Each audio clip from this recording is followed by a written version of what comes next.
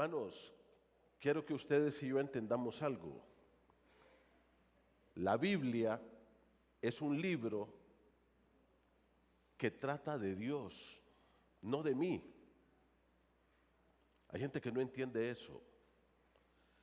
Hay mucha gente que cree que la Biblia es un libro que trata de mí, que yo soy el centro. No, no, no, no.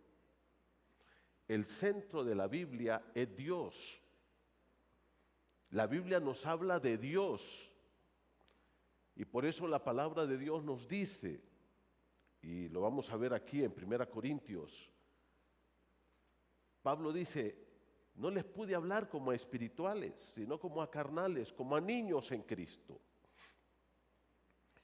Eso implica, hermanos, que necesitamos crecimiento, madurez, para que usted y yo entendamos realmente que la Biblia me dice a mí lo que Dios quiere que yo haga. No me dice a mí que yo le diga a Dios lo que yo quiero que Él haga. A veces nosotros creemos que la Biblia se trata de mí, yo soy el centro. Hermano, debemos de cambiar ese chip. Tú tienes que entender que mi deber es obedecer a Dios. Que el culto es para la exaltación de Dios. Que es para la gloria de Dios. El culto no es para mí. No es para que tú salgas diciendo, esos himnos no me gustaron. Creo que cuando yo mando los mensajes los domingos para animarles, nunca les digo a ustedes, hermano, este culto es para usted. El culto es para Dios. Lo que yo canto es para su exaltación. Es para su gloria. Entonces es unirnos como cuerpo de Cristo para exaltar a ese Dios que merece la gloria. Y todos los que estamos aquí debemos de crecer en este punto. La Biblia es el libro de Dios, no es el libro de Manuel Puerto. Los que escribieron la palabra de Dios, lo escribieron pensando en Dios, en lo que Dios quiere de mí. Y por eso es que la Biblia aquí en Corintios capítulo 1, 2, 3 y 4 nos habla de esa sabiduría que Dios nos da para que tú y yo aprendamos a vivir conforme Dios quiere que vivamos. No como la sabiduría del mundo. Y aquí, hermanos, estamos en el capítulo 1 y 2, donde nos enseña el poder santificador del Evangelio transforma la vida de los hijos de Dios. Ese es el tema de estos versículos. El poder santificador del Evangelio puede transformar tu vida y mi vida.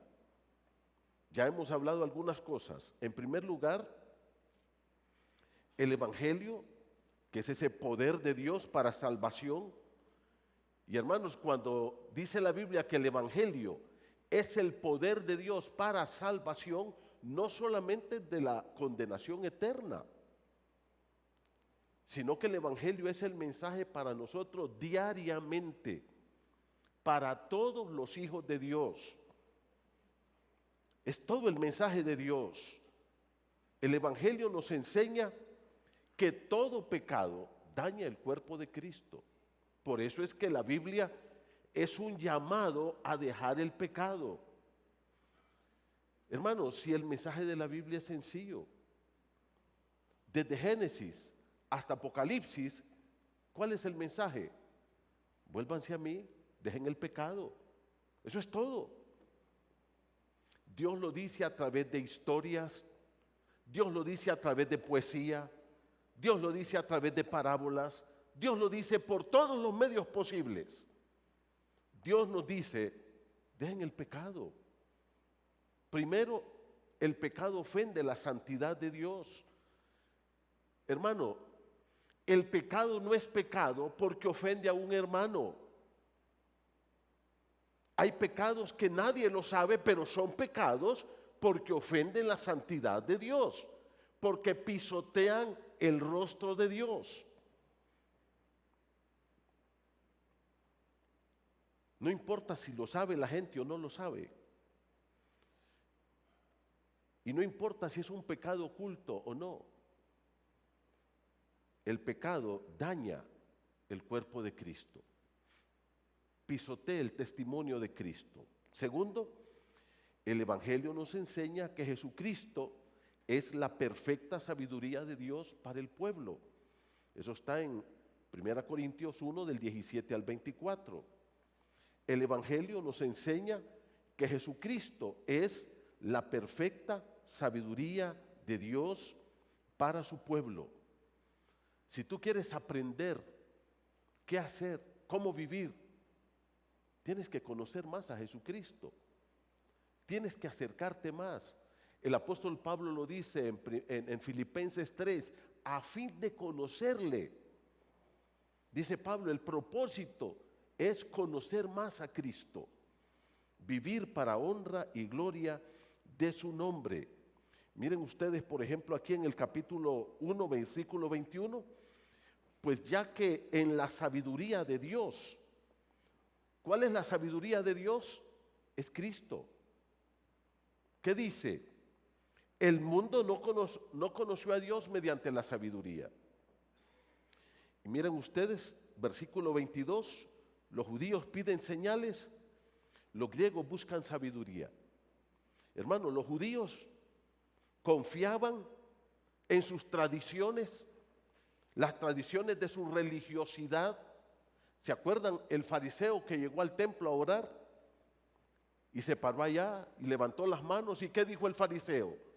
Gracias a Dios, porque aquí estoy. Soy descendiente de Abraham. Doy diezmos de todo lo que tengo. Y empezó a fanfarronear. Y por allá estaba el publicano que ni tan siquiera quería levantar sus ojos al cielo. ¿Y qué decía? Señor, sé propicio a mí que soy un pecador, perdona mis pecados. Y la pregunta del Señor es, ¿cuál de los dos fue a su casa perdonado? ¿El fanfarrón o aquel que se quebrantó y se humilló ante Dios? Porque los judíos pensaban, y el mismo Juan el Bautista les dijo, ustedes sacan pecho porque son hijos de Abraham. Y Dios puede levantar hijos de Abraham hasta de estas piedras. Pero ellos creían que eso les tenía las puertas del cielo abiertas. Y cuando Cristo vino y les predicó el Evangelio, ¿qué le dijeron? Muéstranos señal. Queremos ver de ti señal. Imagínense que ustedes que en Juan 6 el Señor multiplicó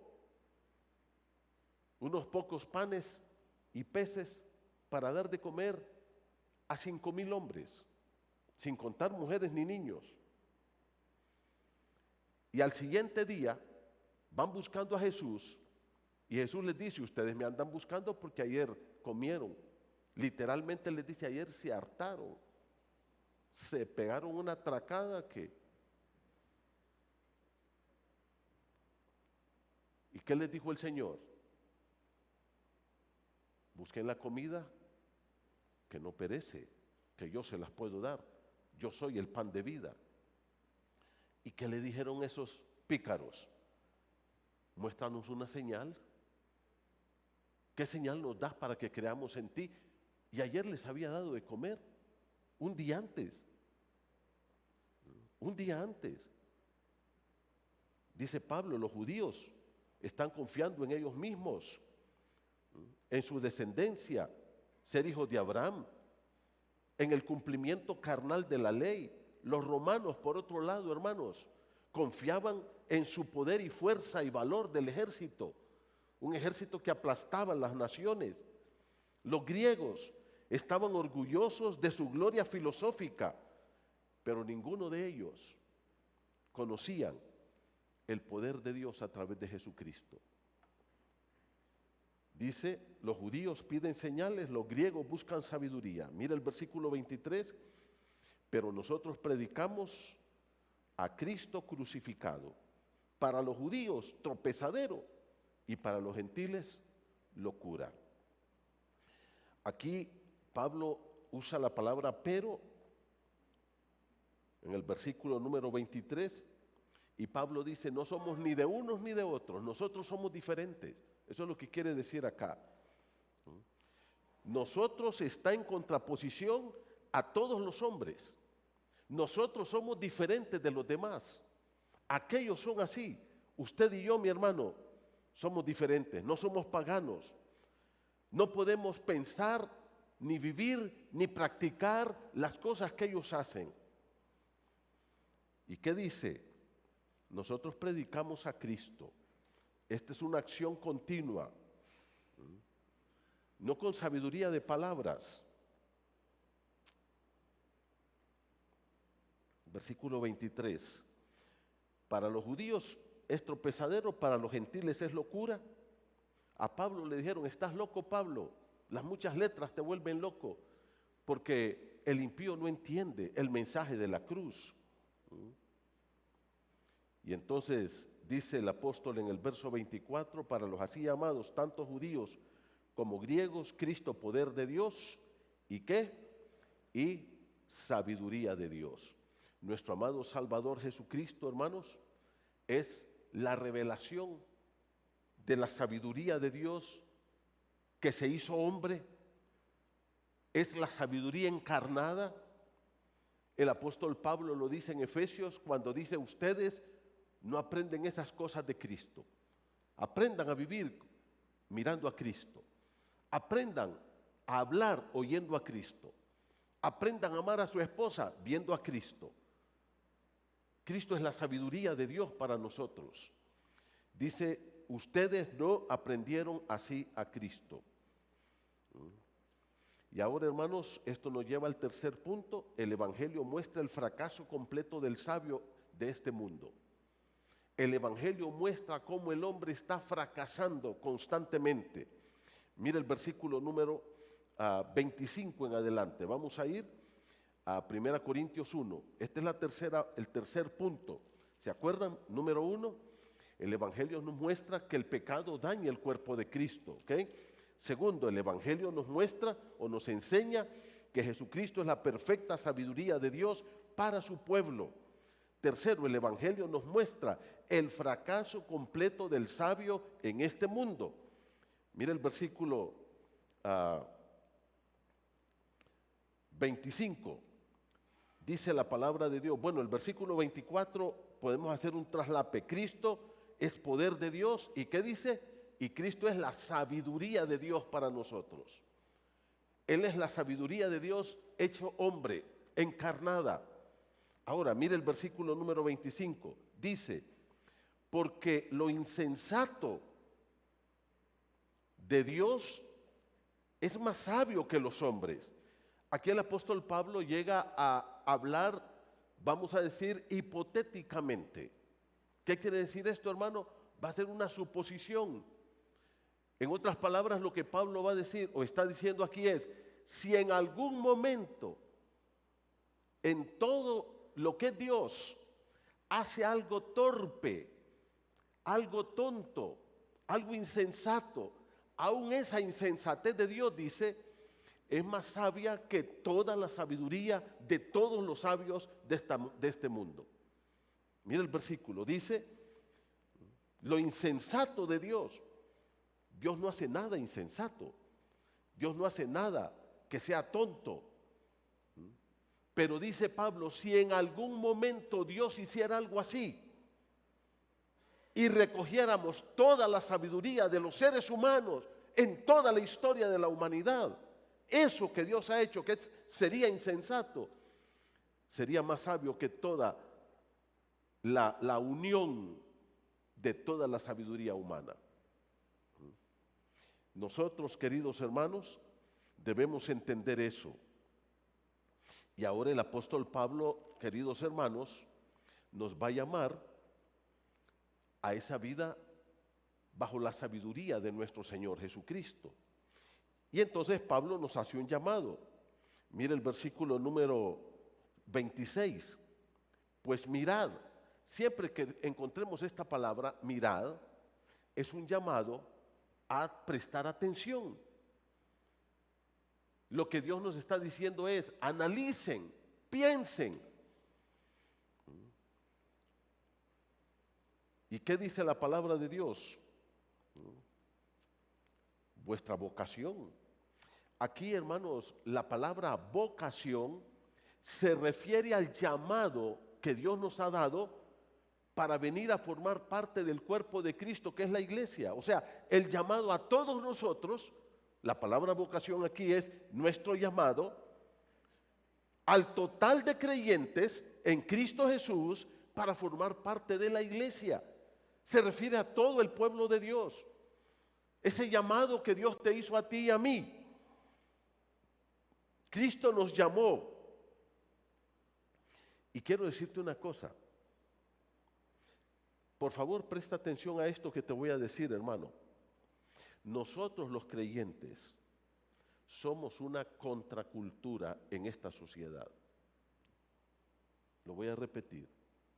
Nosotros los creyentes somos una contracultura en este mundo. ¿Qué quiere decir eso? Que yo tengo una cultura que no está de acuerdo con la cultura de este mundo. Y si la gente impía te mira a ti, escucha esto, y te ama y te acepta, es porque no estamos siendo sal y luz. Porque cuando nosotros comenzamos a compartir el evangelio y empezamos a decirle a la gente, como Dios nos abrió nuestros ojos, que son pecadores, que el adulterio es pecado, la gente empieza a decir, mire, mejor me aparto de él. No quiero saber de él. ¿Qué dice el apóstol Pedro? Esto dice, se asustan de que ustedes no corran con ellos en el mismo desenfreno de disolución. ¿Y qué dice? Y los ultrajan. Porque somos una contracultura cristiana. Hermanos queridos, en el siglo I, en el siglo II, en el siglo III, la iglesia de Cristo fue perseguida. 3 siglos. Hasta que entró ahí Constantino por allá del 307, por ahí. Y en el año 323 estableció lo que se conoció como el Edicto de Milán. ¿Qué era el Edicto de Milán? Que el imperio romano adoptaba y abrazaba al cristianismo como la religión oficial del imperio. Por 3 siglos la iglesia fue perseguida. Por 3 siglos la iglesia fue rechazada. ¿Y sabe qué fue? La iglesia creció. Pablo dice, todo lo he llenado con el evangelio. ¿Y sabe cuándo comenzó a arruinarse la iglesia, hermano? Cuando el mundo la abrazó. Y ahí la iglesia empezó a fracasar y sigue fracasando. La iglesia, entre comillas digo la palabra iglesia, porque la iglesia de Cristo es victoriosa, pero cuando la iglesia se empezó a querer quedar bien con el mundo, y eso lo he dicho aquí yo infinidad de veces, cuando el mundo acepta la iglesia y la abraza, no es que el mundo se ha vuelto cristiano, es que la iglesia se ha hecho mundana. Es la iglesia la que se ha hecho mundana. Y en la iglesia hay demasiada mundanalidad en este tiempo. Mucha música que se canta en la iglesia es sensual. No tiene que ver nada con una verdadera adoración a Cristo. Muchas cosas de las que se hacen en la iglesia son mundanas. Se está metiendo a la iglesia mucha forma mundana porque creemos más en lo del mundo que en lo que Dios nos dice. ¿Qué necesitamos nosotros? Un cambio verdadero. Yo, Manuel Puerto, necesito parecerme más a Cristo. 2, dirigir mi vida con la sabiduría de Dios. 3, predicar el evangelio. Estamos viviendo en un mundo donde el evangelio no es escuchado por la gente, donde la proliferación del pecado y de la maldad, hermanos, se ha normalizado. Ahora, si yo digo que el homosexualismo es una perversión, ¡ah!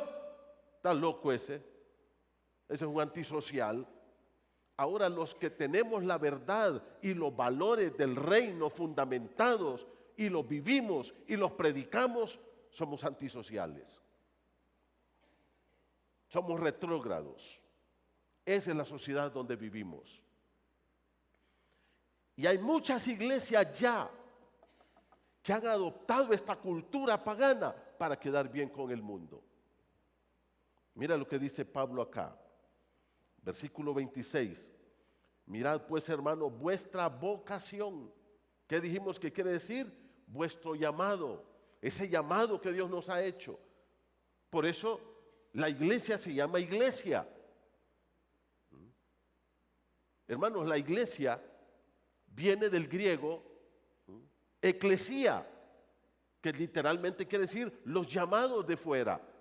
Dios nos llama a salir de este mundo.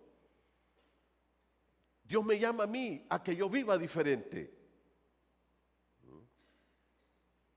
Cuando Cristo llamó a sus apóstoles, ¿a quiénes llamó? Vamos a ver, ¿a quiénes llamó el Señor?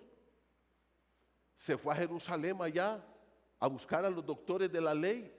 Se fue a Jerusalén a buscar a los sacerdotes, a los levitas. ¿A quién llamó el Señor? Mire, pasando junto al mar de Galilea, ¿qué dice? Unos pescadores que nadie daba un 5 por ellos. Pasó por ahí, había un ladronazo llamado Mateo, pícaro, odiado, sin vergüenza.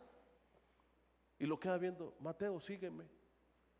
Y Mateo se levanta y deja todo ahí y se va con Jesús. ¿Y sabe lo primero que hizo Mateo? Léalo en Mateo 9. Dice, ¿sabes una cosa, Señor? Ven a la casa, te voy a hacer una fiesta. Y a mí me gusta Jesús, porque Jesús nunca decía que no a las fiestas. Siempre iba a comer donde sus amigos. Siempre. Y hermanos, allá afuera de la casa de Mateo están los fariseos y llaman a sus discípulos y dicen, hey, vengan para acá. ¿Cómo es eso que su maestro anda comiendo con esos sinvergüenzas? ¿No sabe qué tipo de gentuza es esa? Y a esa gentuza fue la que el Señor llamó. Pablo dice aquí en el verso 26 que hemos sido llamados. La palabra que usa para llamados es la misma palabra para iglesia. Eclesía, clesis, los llamados. Esa vocación que Dios nos ha hecho. Ahora, mire cómo dice. Versículo 26. No soy muchos sabios en la iglesia del Señor. Y cuando hablo de la iglesia estamos hablando de la generalidad, no de la iglesia bíblica El Molino, estamos hablando de la generalidad de la iglesia. Dicen, no son muchos sabios los que hay en la iglesia. Gracias a Dios ahora el evangelio ha permeado otros estratos de la sociedad y gracias a Dios porque Dios nos ha traído médicos aquí, abogados, ingenieros y esto pues ha sido una bendición. Pero la mayor parte de nosotros, ¿y qué dice? Mire, no son muchos sabios, no son muchos poderosos. Mire el versículo número 26. Mirad, hermanos, vuestra vocación, que no sois muchos sabios según la carne, ni muchos poderosos. O sea, no es gente con influencia, eso es lo que está diciendo. No es gente renombrada, de las que aparece ahí en los titulares poderosos de Honduras. No, dice, somos del vulgo, como los que el Señor llamó allá en el mar de Galilea. Versículo número 26, ni muchos nobles. Me llamó mucho la atención esta palabra nobles, hermanos. Dice, no, los nobles están allá con el emperador romano, gobernando, están allá con Pilato, están allá con Herodes. Eso no quieren saber del evangelio. Y ahora mire lo que dice en el versículo número 27. Si no, en vez de eso, ¿qué dice?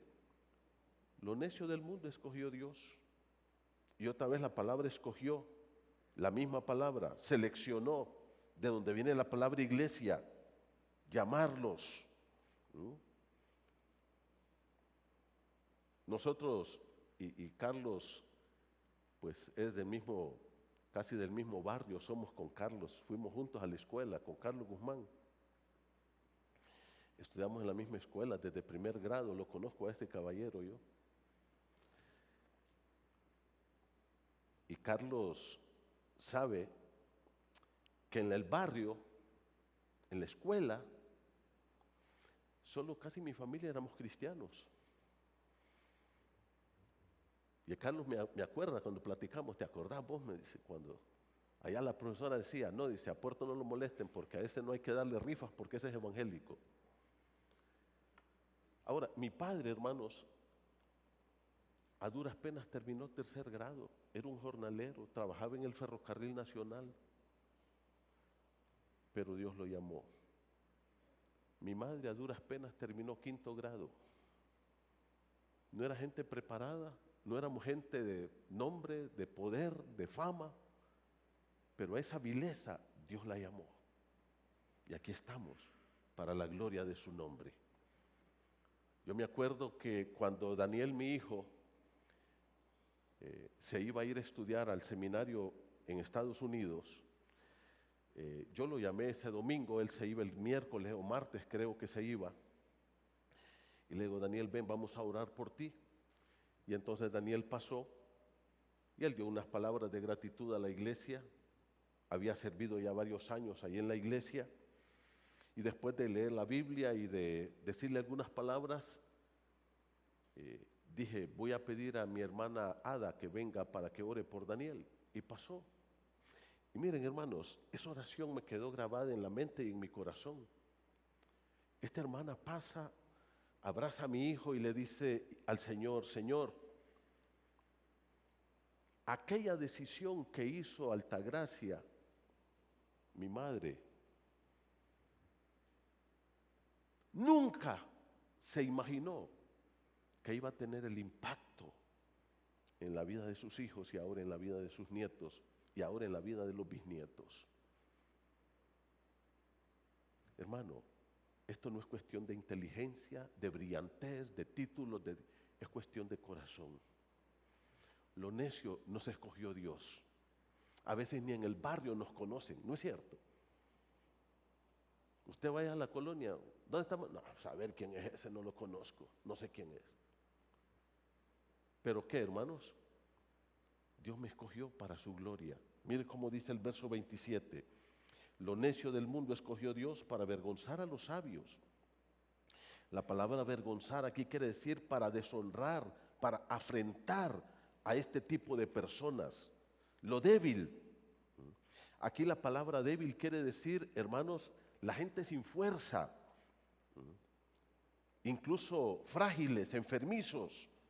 Y aquí probablemente Pablo está pensando en la influencia y en el poder humano. Yo le hago una pregunta. ¿En qué lugar tenemos influencia nosotros personalmente, usted y yo? Si usted va a hacer algo allá en alguna de las dependencias del gobierno, dice, ay, viene fulano, atendelo. Ni saben quiénes somos. No tenemos influencia. Pero ¿qué dice? A esa gente débil, sin influencia, Dios la escogió para avergonzar a lo fuerte. Lo fuerte aquí es la gente poderosa de este país. Verso 28, lo vil del mundo. Mire, la palabra vil aquí, ¿sabe lo que literalmente quiere decir? Gente sin genes. Eso es lo que quiere decir. Innoble, menospreciado. Gente que no tiene un abolengo de altura.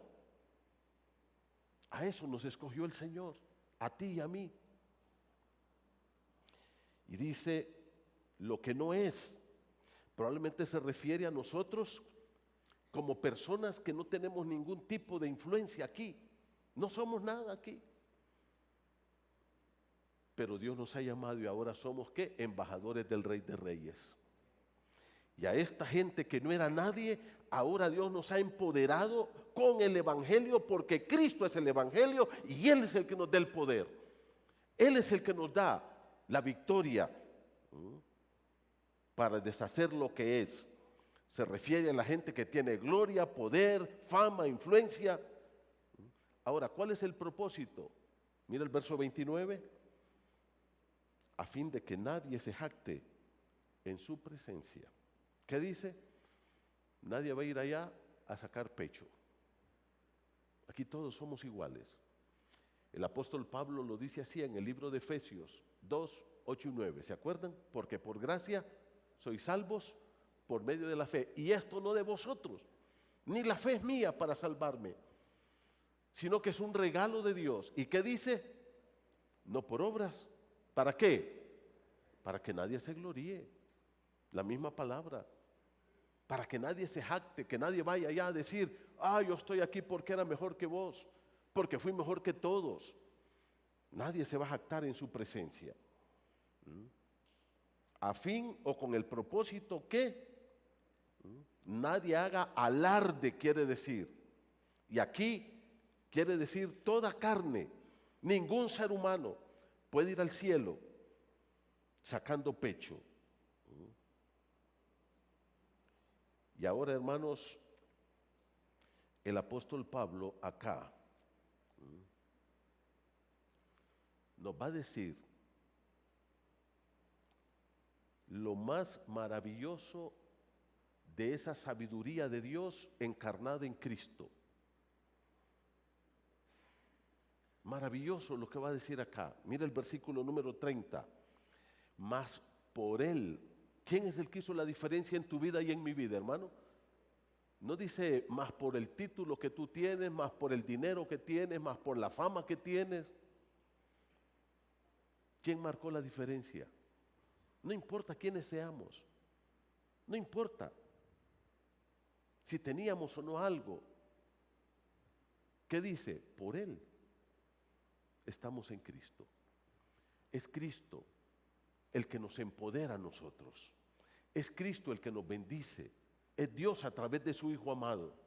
Mire lo que dice el versículo 30. Mas por Él estáis vosotros en Cristo Jesús. Todo lo que yo soy, hermano, todo, absolutamente todo, es por Cristo Jesús. Mire conmigo rápidamente el libro de Efesios. Y no vamos a ver en detalle, pero me gustaría que usted fuera a su casa esta tarde, leyera el libro de Efesios y hiciera un círculo ahí en esta carta cada vez que usted encuentra la frase en Cristo. Esa es la frase clave. En Cristo. Versículo 3. Efesios 1:3. Bendito sea el Dios y Padre de nuestro Señor Jesucristo. Y mire cómo dice, que nos bendijo ese Dios, quien es Padre de Jesucristo, con toda bendición espiritual. Ahora, mire, toda. ¿Nos hace falta algo, hermanos? No, estamos completos. En los lugares celestiales, como dice el versículo número 3, en Cristo. Todas las bendiciones que yo tengo, ¿dónde están fundamentadas? No en lo que yo soy, lo vil del mundo. ¿Quién hubiera dado un 5 por mí? Nadie. Pero ¿qué dice la Biblia? Ahora en Cristo somos diferentes.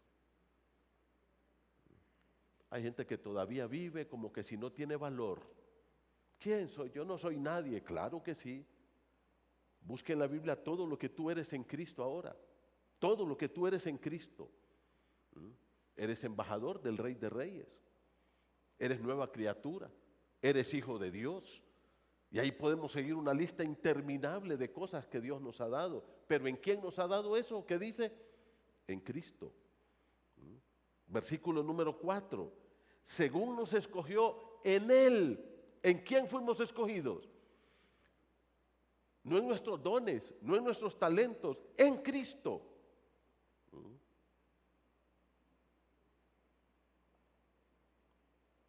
Antes de la fundación del mundo. O sea, ni tan siquiera Dios había creado esto, pero yo ya estaba en Cristo. Versículo 4, 5. En amor, habiéndonos predestinado para ser adoptados hijos suyos. ¿Qué dice? ¿Por medio de quién? De Cristo. Versículo 6. Para alabanza de la gloria de su gracia con la cual nos hizo aceptos en el amado. Versículo 7. En quien tenemos redención en su sangre. ¿En quién tenemos redención? En Cristo. En Cristo. Versículo 10. De reunir todas las cosas en Cristo. Versículo 11. En Él también, en Cristo, tuvimos herencia. ¿Dónde está mi herencia? En Cristo.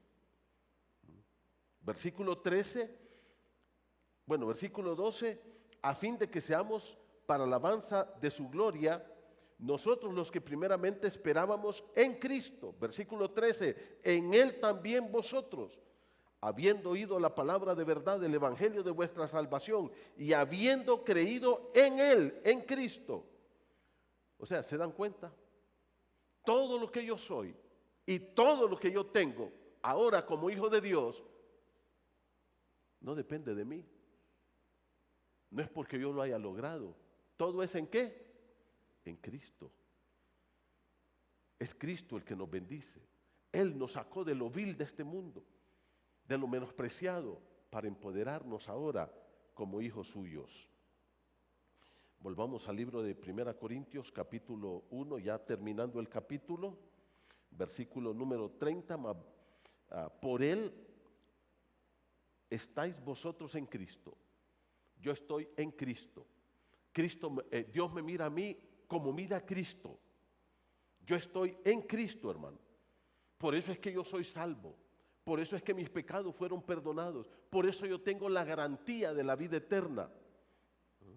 Y eso lo va a decir el apóstol Pablo un poquito más adelante. La garantía de la vida eterna no está en mí, es en Cristo. Ahora, ¿qué es Cristo para mí? Mira el versículo 30. Ha sido hecho por Dios, o sea, Cristo lo hizo así. Y esto es algo que usted y yo tenemos que entender. Este es el plan de Dios. Y hermanos, Dios no le pide opinión al hombre para declarar su palabra. Dios no le dice al hombre, ¿estarían de acuerdo ustedes en ir al cielo por la fe en Cristo? No.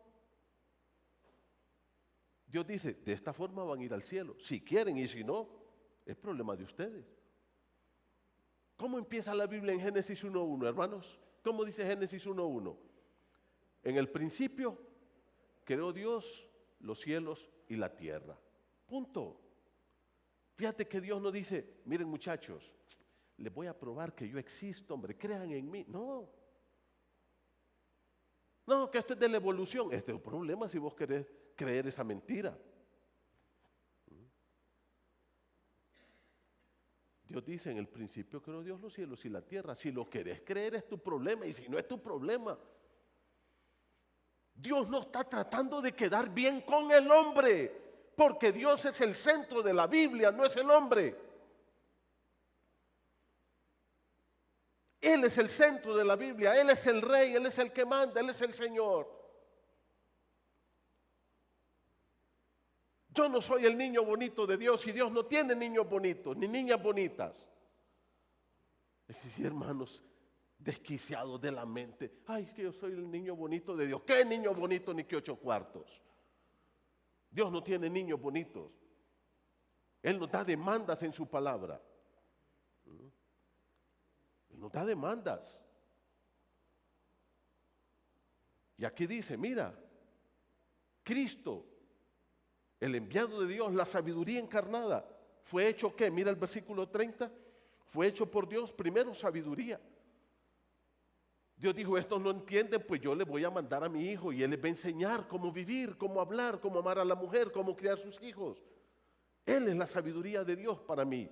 Segundo, ¿qué es Cristo? Justificación. Nadie puede ser declarado sin culpa a no ser por medio de Cristo. Nadie puede tener la aceptación de Dios a no ser por medio de Cristo.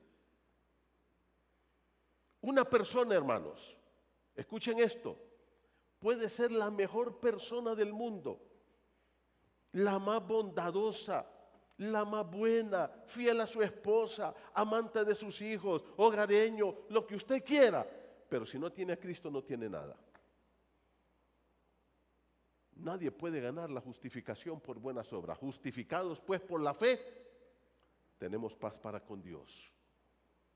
Y Dios dice, óigame, eso es lo que yo demando.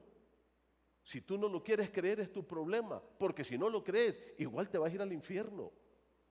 Pero una persona puede ser un criminal, pero si él pone su fe en Cristo, se arrepiente y le pide perdón a Dios, sus pecados son lavados, porque eso es lo que Dios ha dicho. Mire lo que dice Romanos capítulo 10. Mire conmigo Romanos 10, allá atrásito de 1 Corintios está Romanos. Mire lo que dice Romanos capítulo 10. Dice, Romanos 10.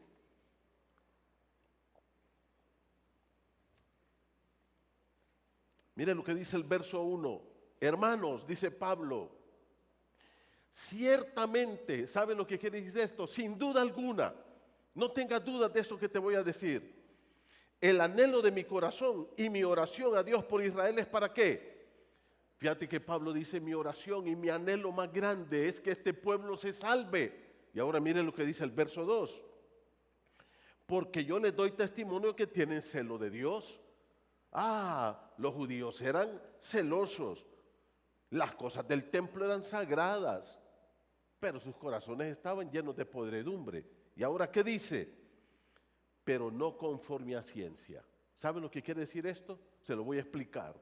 Lo que Pablo está diciendo ahí es, los judíos tienen un celo de Dios, pero no tienen el conocimiento correcto. Eso quiere decir la palabra ciencia. Están perdidos. Hermano, ¿no le ha tocado a usted hablar con una persona? Mire, el pastor Miguel, la vez pasada tuvo una experiencia triste con un caballero ahí en Jesús de Otoro. Lo estuvo visitando, estaba grave, muriendo el señor, muriéndose.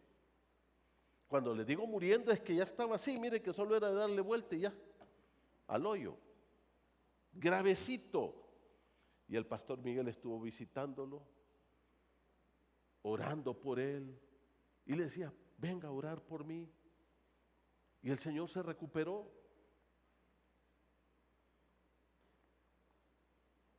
Y un día llega el pastor Miguel a buscarlo y le dice, ¿usted es evangélico? Sí, fuera de mi casa.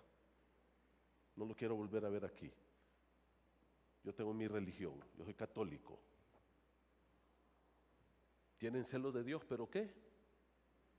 No tienen el discernimiento ni el conocimiento correcto. Mucha gente cree que porque tienen su religión, sus buenas obras, su bautismo, esto y lo otro, con eso van a ir al cielo. Y no importa si son católicos, evangélicos, mormones, testigos de Jehová, adventistas, cualquier religión que sea. Hay muchos que creen que porque vienen aquí a la iglesia bíblica van para el cielo. No, hombre. Usted tiene que estar seguro que va a ir al cielo porque Cristo es su justificación. Porque Cristo perdonó sus pecados. Él es el que salva. ¿Qué fue Cristo? Justificación. ¿Qué dice la palabra de Dios en el libro de Proverbios 14:12? Hay camino que al hombre le parece derecho, pero su fin ¿qué es? Camino de muerte. Y hay gente que es muy sincera en sus creencias, pero están muy equivocados. Mi hermano Mario, el papá de Isaac, ¿conocen a Isaac? Conocido en el bajo mundo como Chaca.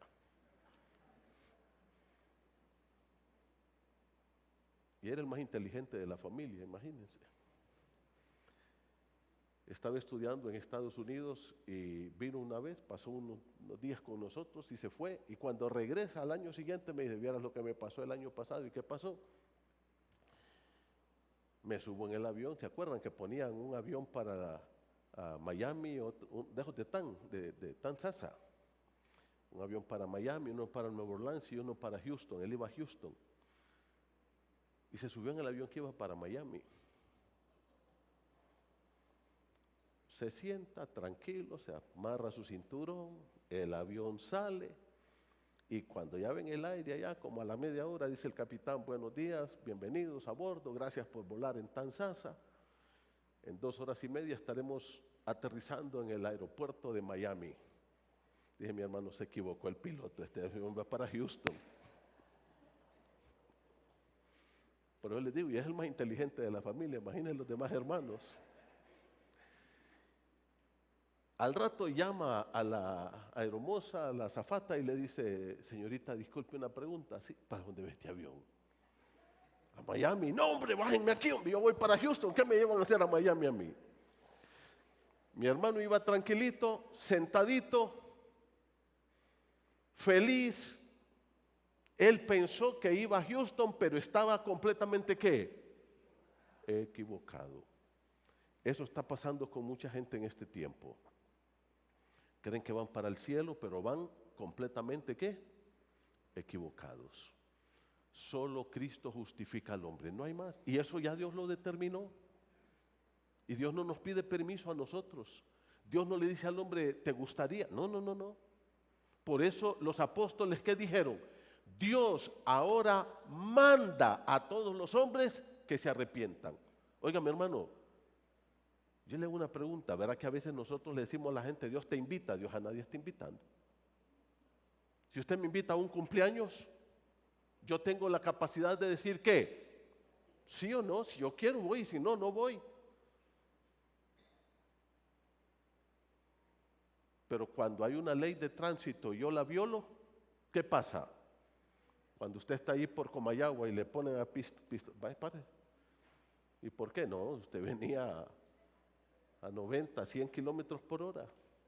Traiga su licencia, tiene que pagar multa. ¿Por qué? Porque violó una ley. Eso no es opcional. Eso no es opcional. A no ser que Dios te dé misericordia con él. Ahora, ¿cuál es el punto, hermano? Dios a nadie invita. A ningún hombre está invitando. Dejemos de usar esas palabras. Dios manda a los hombres que se arrepientan de sus pecados si quieren ir al cielo. Dios manda al hombre que reciba a Cristo porque Cristo es justificación. Mire lo que sigue diciendo. Vamos al libro de 1 Corintios capítulo 1, verso 30. Voy a terminar ahora. Dice, ya se asustaron, ¿no? Que Cristo ha sido hecho por Dios, primero la sabiduría de Dios. Él nos enseña. Él es el Dios encarnado que nos enseña cómo vivir. Justificación, solo Cristo puede perdonar pecados. Tercero, santificación. Cristo nos enseña lo que es la santidad, cómo vivir como hijos de Dios. Y por último, redención. La palabra redención es la palabra que quiere decir pagar el precio. Y aquí es el rescate. Cristo pagó por nosotros. Hermanos, la salvación es gratis, pero tiene un precio. Y Cristo lo pagó. ¿Y cómo termina este capítulo? Versículo número 31. Para que, como está escrito, el que se gloría, ¿qué dice? ¿De qué tenemos que gloriarnos nosotros, hermanos? ¿Ah? ¿De qué tenemos que gloriarnos? De nada. Si yo tengo una casa, si eso es de Dios, Él me lo prestó a mí. Si tengo un carro, eso es del Señor. La plata y el oro de este mundo, ¿de quién es? Es del Señor. Todo es del Señor. ¿De qué tenemos nosotros algo de qué vanagloriarnos? De nada. Que nuestra vida sea para la gloria de Dios, para estar glorificando al Señor, que dejemos de vivir como los paganos. Y el próximo domingo, si el Señor lo permite, vamos a ir a terminar el capítulo 2 y el capítulo 3 de 1 Corintios. Hermanos queridos, ¿qué nos enseña la palabra del Señor? esta mañana la palabra de Dios nos ha enseñado que Dios escogió aquello que no tenía valor en este mundo, a nosotros, a ti y a mí, pero que Él nos ha dado valor. Amén. Ahora tú y yo tenemos valor, no por lo que tenemos, por lo que nosotros logramos, sino porque Él nos ha perdonado, porque Él nos ha hecho sus hijos. ¿Qué más nos enseña? Que hay una sabiduría en Cristo y que usted y yo tenemos que aprender de Cristo. Por eso tenemos que crecer. De esto vamos a hablar el próximo domingo.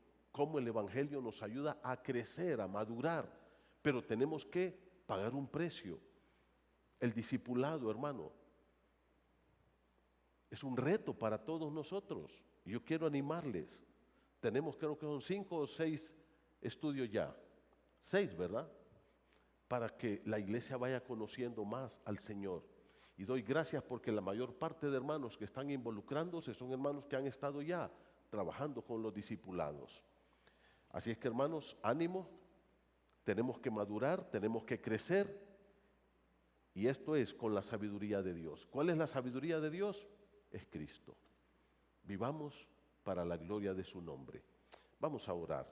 Queremos animar a los que han estado en el discipulado, que están ahora o que quieren estar. Quédese, por favor, unos minutitos. Solo queremos explicarle cómo va a ser todo, animarle y que estemos dispuestos a pagar el precio. Oremos. Padre querido, gracias porque nuestro amado Señor y Salvador Jesucristo es el tesoro más grande que tú nos has dado. Gracias porque en Cristo hemos sido nuevas criaturas. Señor, no éramos nadie en este mundo realmente. Nuestro nombre no ha figurado en nada aquí, pero nuestro nombre está inscrito en el libro de la vida, Señor. Y tú nos has hecho justificación, santificación, redención, y nos has dado todas las bendiciones espirituales en nuestro Señor Jesucristo. Bendice tu pueblo, ayúdanos a entender el compromiso que ahora tenemos contigo, Señor. Padre, que dejemos de sentirnos orgullosos por cosas de este mundo. Padre, que entendamos que no hay nada en nosotros para sacar pecho, para vanagloriarnos o sentirnos orgullosos. Padre, queremos que Cristo sea exaltado en nuestra vida y que solo Él reciba la honra y la gloria. Bendice tu pueblo, danos humildad, danos santidad, sabiduría, cada día para vivir como a ti te agrada. Muchas gracias, Señor. Bendice tu pueblo en el nombre de Jesús. Amén.